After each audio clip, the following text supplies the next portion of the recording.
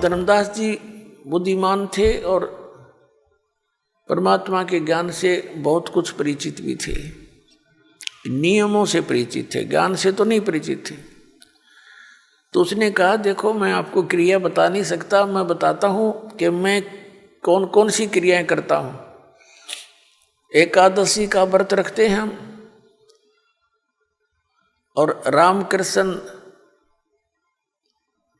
और सीताराम राधे श्याम शंकर भगवान, ये हम गुरु जी ने हमें नाम दे रखा है, वो जाप करते हैं। और तीर्थों का भ्रमण करते हैं, तीर्थ स्नान करते हैं, और हम व्रत रखते हैं। तो ऐसी क्रिया करने से हम स्वर्ग में चले जाएंगे, हमारे गुरुजी ने ऐसा बता रखा। तो परमात्मा ने कहा कि आपके इष्ट देव कौन हैं? कि विष्णु भगवान, श्री विष्णु भगवान नारायण। और श्रीमद् भगवत गीता का ज्ञान किसने बोला? जैसा कि आप पढ़ रहे थे, धर्मदास जी ने कहा कि श्री कृष्ण जी ने बोला, जो विष्णु अर्थात भगवान नारायण के अवतार हैं, और यही सर्वशक्तिमान हैं, अखिल ब्रह्मांड के स्वामी हैं, नायक हैं, यही परम ब्रह्म है।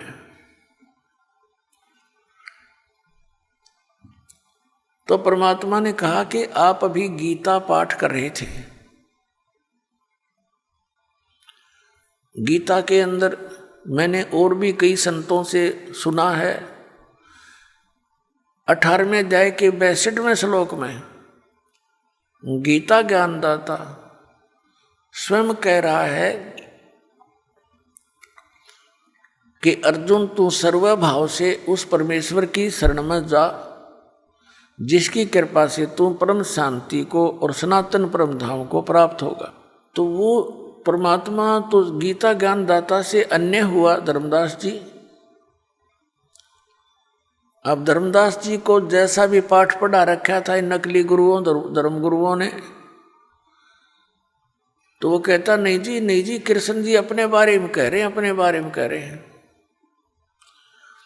परमेश्वर ने कहा कि श्री कृष्ण जी विष्णु अवतार हैं। कहा बिल्कुल वही विष्णु जी ही श्री कृष्ण रूप में देवकी जी के गर्भ से जन्मे थे।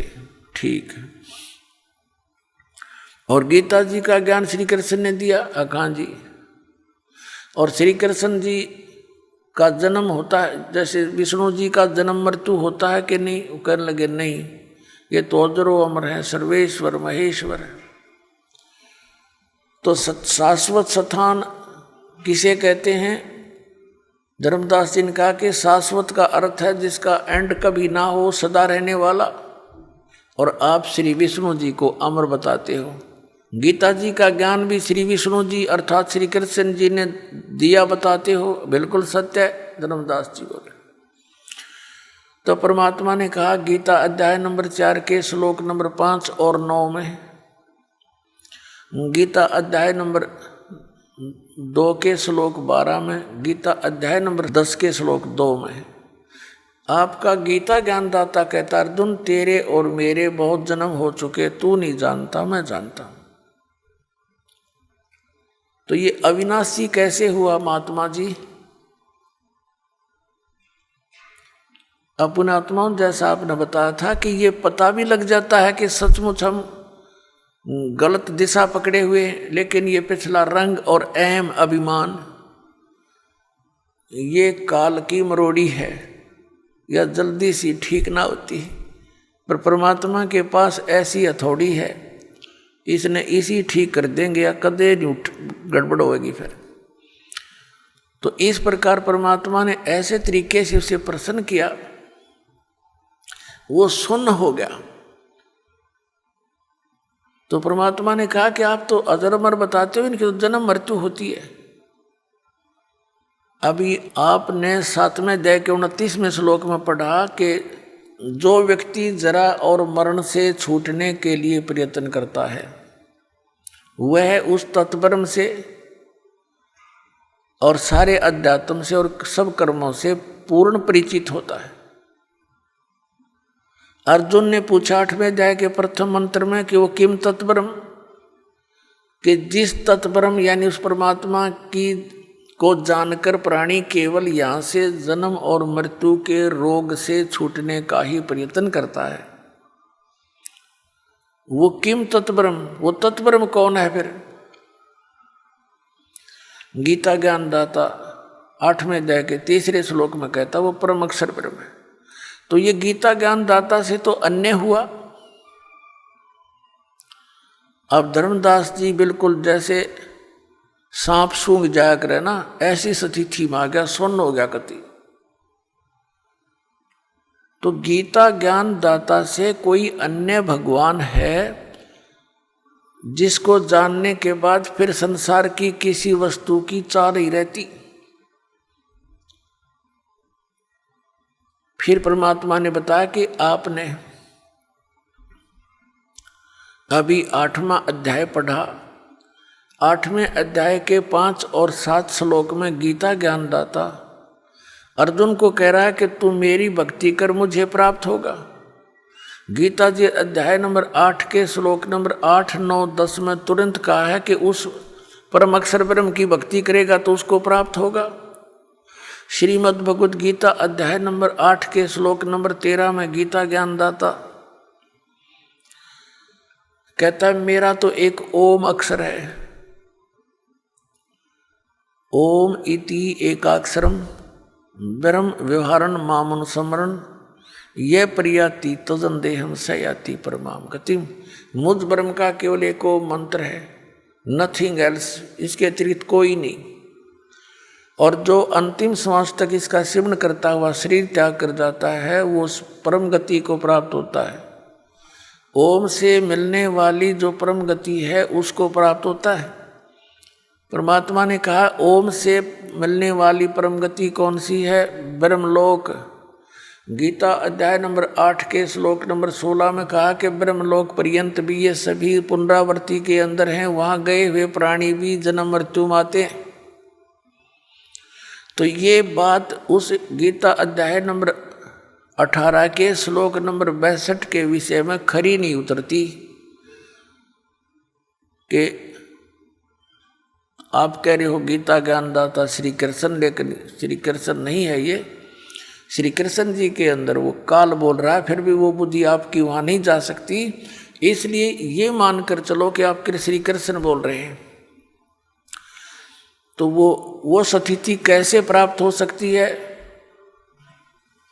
इस तुम्हारे मंत्र ओम से, ओम से तो ब्रह्मलोक प्राप्त होता है, ब्रह्मलोक में गए हुए प्राणी फिर वापस आते हैं। तो श्रीमद् भगवद गीता अध्याय नंबर 18 के श्लोक नंबर 62 में कहे हुए उस वचन के विपरीत बात होगी। अर्थात आपका भगवान वो गति नहीं करा सकता, वो शाश्वत स्थान प्राप्त नहीं करा सकता। शाश्वत माने जैसे गीता जी अध्याय नंबर 15 के श्लोक नंबर 1 से 4 में चौथे में स्पष्ट किया है कि तत्वदर्शी संत से तत्व ज्ञान प्राप्ति के उपरांत परमेश्वर के उस परम पद की खोज करनी चाहिए जहाँ जाने के बाद साधक कभी लौटकर संसार में नहीं आते। और जिस परमेश्वर ने सब ब्रह्मांडों की रचना की है केवल उसी की भक्ति करो, गीता ज्ञानदाता कह रहा है। और आपके भगवान का ओम नाम के जाप से ब्रह्मलोक प्राप्ति, ब्रह्मलोक में गए हुए प्राणी फिर पुनर्वर्ती माते जन्म मृत्यु होता है। 8वें अध्याय के 8, 9, 10 में गीता ज्ञानदाता कहता है उस परम अक्षर ब्रह्म की शरण में जा, उसकी भक्ति करेगा तो उसको प्राप्त होगा। और उस परमात्मा परम अक्षर ब्रह्म के मंत्र का गीता अध्याय नंबर 17 के श्लोक नंबर 23 में कहा कि ओम तत्सदिति निर्देश ब्रह्मण त्रिविद समर्थ। उस सच्चिदानंद घन ब्रह्म का यानी परम अक्षर ब्रह्म के मंत्र को पाने का ओम तत्सत इस 3 मंत्र की मजदूरी है। अपने आत्माओं ये जो नाम आपको दिए गए हैं, जैसे इन काल के दूतों से विशेषकर राधा स्वामी पंथ, जय गुरुदेव पंथ, धन धन सतगुरु सच्चा सौदा पंथ, सिरसा वाले, इन्होंने क्या ज्ञान दे रखा कि हमने केवल परमात्मा, हमने सतपुरुष की भक्ति करनी है। और ये पांचों नाम ये काल के जाप कर रहे थे, ओंकार, निरंकार, ज्योति निरंजन और सोहम और सतनाम। अब जब तक ये सोहम नाम अधिकारी से नहीं मिलेगा तो ये उल्टा रिएक्शन करता है, ये काम करेगा ही नहीं बिल्कुल। और बाकी ये सारे सतनाम कोई जाप नहीं होता, सतनाम सच्चे नाम की तरफ संकेत है जो 2 अक्षर का है। अपनात्माओं, ये विशेषकर धन धन सतगुरु सच्चा सौदा सिरसा वालों ने इस बात के डर से कि आम व्यक्ति ये कहने लगा कि नाम तो ये तुम जाप कर रहे हो ज्योति निरंजन काल के, सतलोक कैसे जाएंगे, तो उन्होंने नाम बदल दिए। घर की बहीर काका लखनिया नाम बदल लिए और अकाल मूर्त शब्द स्वरूपी राम सतपुरुष कर लिया। अब ये कहीं प्रमाण है इन मंत्रों का किसी महापुरुष ने जाप किया और वो पार हुए हों? फिर ये क्या एक अज्ञान थ्योरी बनाते हैं कि संत कोई भी नाम दे दे उसी से पार हो जाएगा, घर का राज बना रखे। अरे आम का पौधा बोना है, आम का बीज गुठली लानी पड़ेगी, वो ही बोनी पड़ेगी। अगर बबूल के बीज बो करके ये मानने कि हम कोई बीज बोलो आम ही का पौधा बन जाएगा, तो इतनी भूल है हमारे इस अध्यात्म मार्ग की।